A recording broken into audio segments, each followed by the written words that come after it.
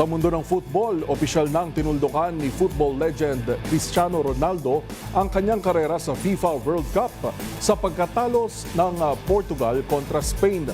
Balikan ang kanyang naging karera kasama si Matchpoint Mili Borja.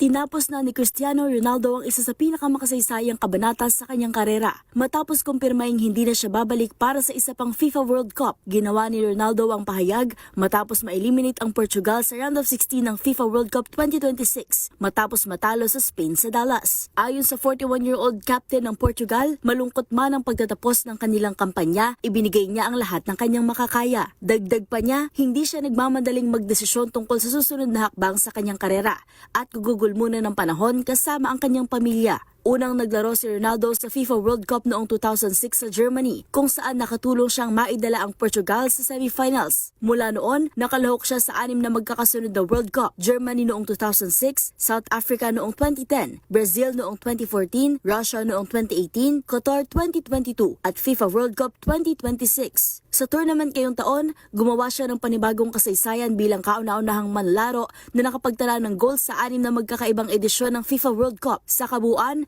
nakapaglaro si Ronaldo ng 27 matches sa World Cup, ikalawa sa pinakamaraming appearance sa kasaysayan at nakapagtala ng 11 goals. Bagamat nagtapos na ang kanyang paglalaro sa FIFA World Cup, nananatili si Ronaldo bilang isa sa pinakamahusay at pinakamatagumpay na manlalaro sa kasaysayan ng football. Para sa MBC TV Network News, ito si Mili Borja ng DZRH TV, una sa Pilipinas, una sa Pilipino.